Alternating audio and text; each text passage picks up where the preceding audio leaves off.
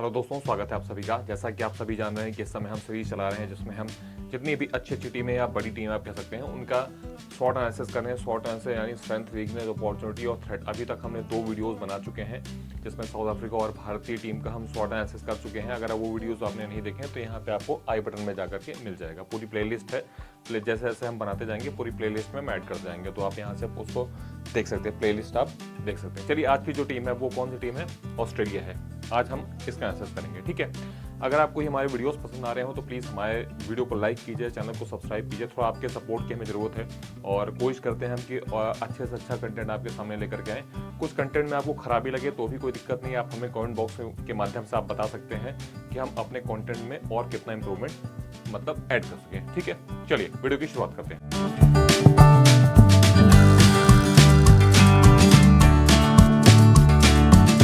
सबसे पहले देख लेते हैं कि ऑस्ट्रेलिया की टीम क्या है वर्ल्ड कप के लिए। मिचेल मार्श को कप्तानी दी गई है। इसके अलावा एस्टन एगर है, पैट कमिंस है। पैट कमिंस बहुत सक्सेसफुल कप्तान अभी तक रहे हैं, मतलब बहुत सारे रहे हैं। फिलहाल अभी मॉडर्न टाइम में अगर बात करें तो पैट कमिंस का काफ़ी अच्छा है।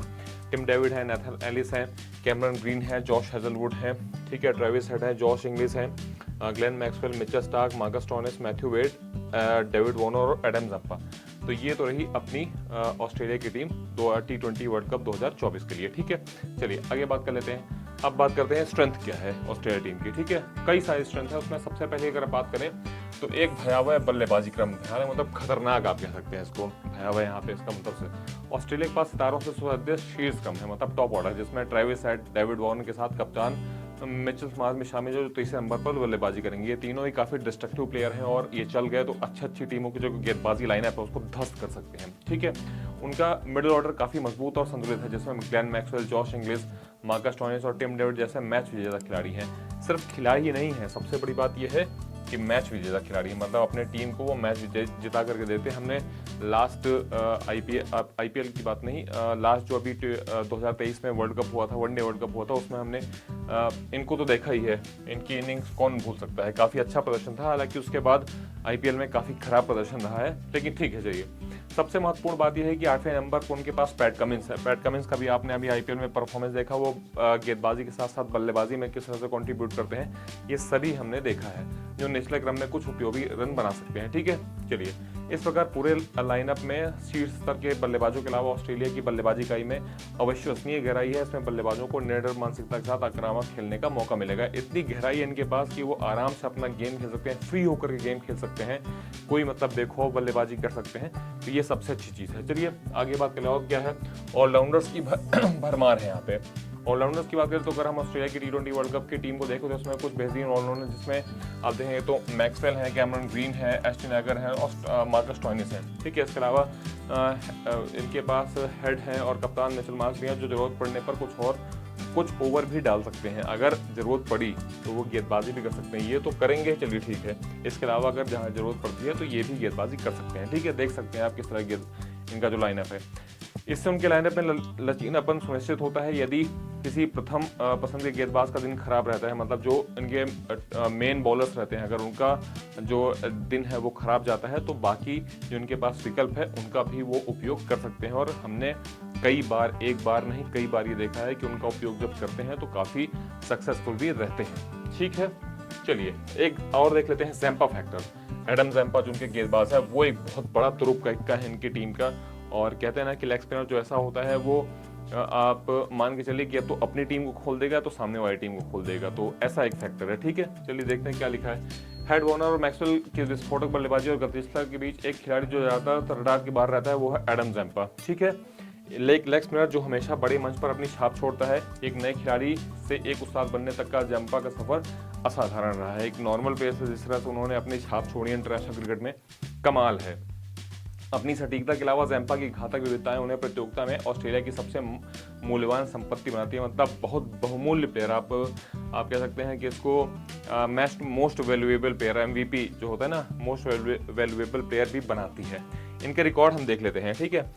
वो भी T20 वर्ल्ड कप के रिकॉर्ड आप देख लेते हैं। चलिए, 14 मैच उन्होंने खेले हैं, 23 विकेट लिए हैं, 13.30 की एवरेज और 13 की स्ट्राइक रेट और 6.12 की इकॉनमी के साथ विकेट भी लेते हैं और रन भी कम देते हैं, ये सबसे बड़ी बात है। और जितने इनके पास वैरायटी है कमाल है, नो डाउट, इसमें कोई दुराई वाली बात नहीं है। तो ये चीज़ काफ़ी बड़ा फैक्टर ऐड करेगी, क्या कहते हैं, ऑस्ट्रेलिया की टीम में। ठीक है, चलिए अब बात कर लेते हैं ऑस्ट्रेलिया की वीक। अभी तक तो हमने देखी कि स्ट्रेंथ क्या है, अब बात कर लेते हैं वीकनेस की।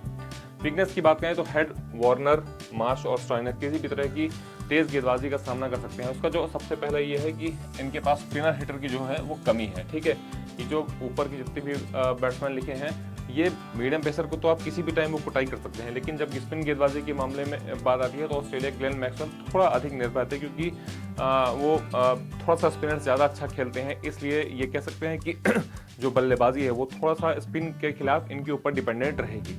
आधुनिक टी20 में ऑलराउंडर्स अंतर्राष्ट्रीय क्रिकेट में अधिकांश टीमों के पास लेग स्पिनर और बाएं हाथ के ऑर्थोडॉक्स स्पिनर होते हैं, लेग स्पिनर और लेफ्ट आर्म स्पिनर। ठीक है, ये उसकी बात हो रही है, जो तेजी से हवा में गेंद फेंकते हैं, बहुत क्विक, मतलब कहते हैं ना कि क्विक इन द एयर, तो वैसी बॉल रहती है, तो वहाँ पे थोड़ा सा मुश्किल होता है आप स्टेप आउट करके खेलना, या बहुत जल्दी पीछे आकर के, अगर शॉर्ट बॉल भी आता है तो बहुत जल्दी पीछे आकर के पिक करके उसको छक्का मारते हैं ना, इतना ईजी नहीं होता है। बॉल तेज आता है तो उसके लिए बहुत जल्दी आपको जो रीडिंग सेंस है वो डेवलप होना चाहिए। ठीक है, ऐसे प्रदेश में विशेषकर जब मैक्सवेल अपनी फॉर्म से जूझ रहे हों, एक स्पिन गेंदबाज को नियुक्त करने से मिडिल ओवर्स में ऑस्ट्रेलिया की स्कोरिंग दर प्रभावित हो सकती है। अगर सामने वाली टीम के पास अगर अच्छा गेंदबाज है और मिडिल ओवर्स में उन्होंने 1-2 गेंदबाज ऐसे इंट्रोड्यूस कर दिए, तो मुझे लगता है कि ऑस्ट्रेलिया, अगर ये आउट हो जाते हैं, मैक्सवेल आउट हो जाते हैं, तो फिर प्रॉब्लम में आ सकती है। ठीक है, जोश इंग्लिश निश्चित रूप से एक वैकल्पिक समाधान है, बशर्ते ऑस्ट्रेलिया स्पिनरों के चलते उन्हें बल्लेबाजी क्रम में ऊपर भेजे। जॉश इंग्लिश भी अच्छा खेलते हैं, लेकिन डिपेंड करता है कि जब वो गेंदबाजी लगती है, मतलब स्पिन डिपार्टमेंट सामने वाली टीम से लगता है, तब उस टाइम पे उनको बल्लेबाजी क्रम में भेजा जाए, ऊपर भेजा जाए या नीचे भेजा जाए, वो टीम मैनेजमेंट डिसाइड करता है, ये जरूर होना चाहिए। इसके अलावा देख लेते हैं, अब ये देखिए, ये बल्लेबाजों को देखिए, alarming strike rate of Australian batter versus slow left arm और राइट हैंड लेग ब्रेक। ठीक है, प्लेयर्स की बात कर लेते हैं। ट्रेविस हेड 549 रन है, 29 रन है, 23 के एवरेज, तो स्ट्राइक रेट देखिए मात्र 118 का। ठीक है, इसी तरह मिचेल मार्श की बात करिए, 1052 रन है, 30 के एवरेज के साथ, 113 का स्ट्राइक रेट है।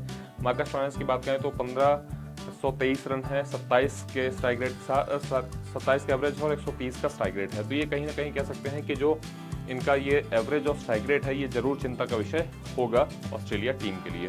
ठीक है, अब डेथ बॉलिंग, स्पिन हिटिंग के अलावा एक चीज जो ऑस्ट्रेलिया के विश्व कप अभियान को प्रतिकूल प्रभाव डाल सकती है, वो उनकी डेथ बॉलिंग। उनके पास लॉन्ग ओवर्स विशेषता की नाथन एलिस के लिए जगह नहीं है, जबकि स्टार्क, हेजलवुड और कमिंस खुद को शुरुआती 1-10 में चुना है।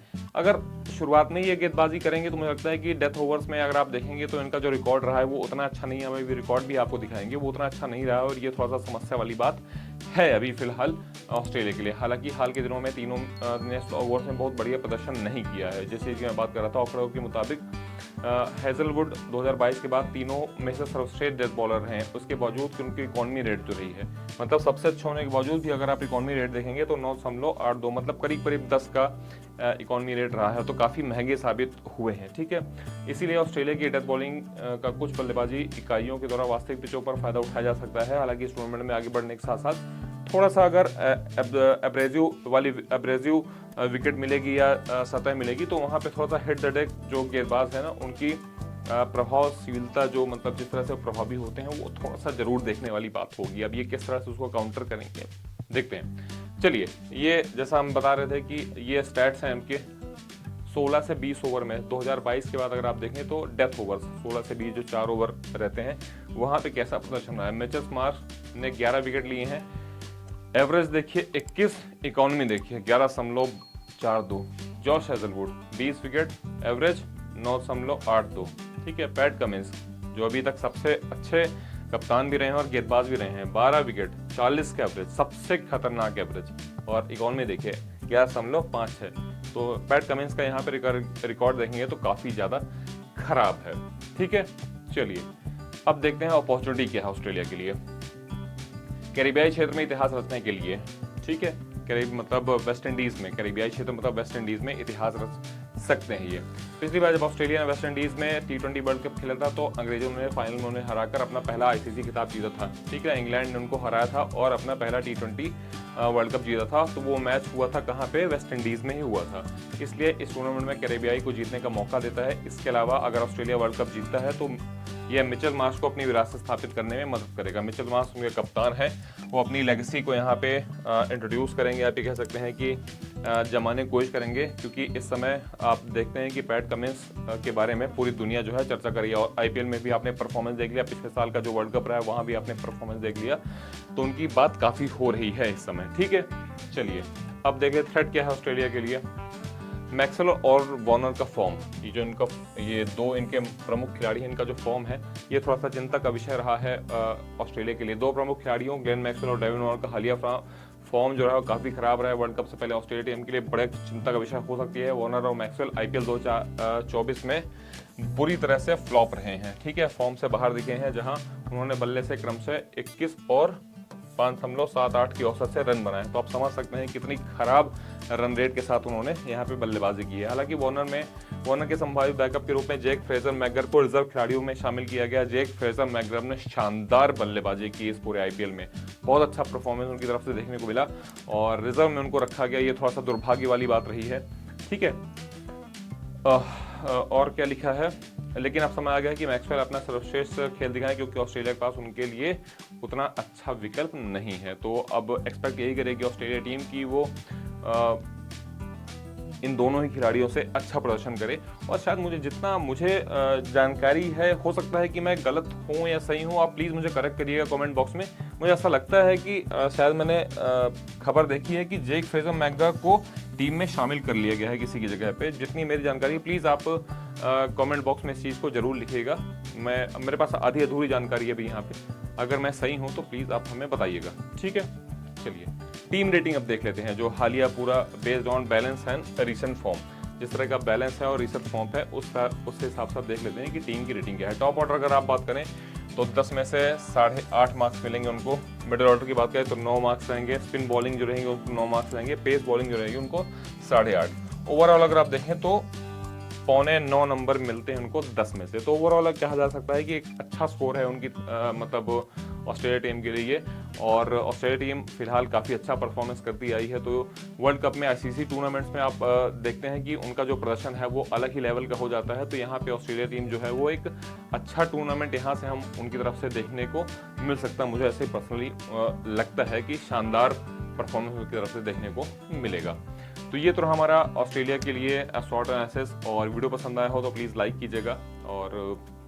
और भी मतलब बैक टू बैक हम वीडियोस लेकर के आएंगे जो बाकी टीमें बची हैं। पसंद आए तो हमें थोड़ा सा अप्रिशिएट जरूर करिए। हम फिर मिलेंगे इस नए वीडियो में, तब तक के लिए थैंक यू।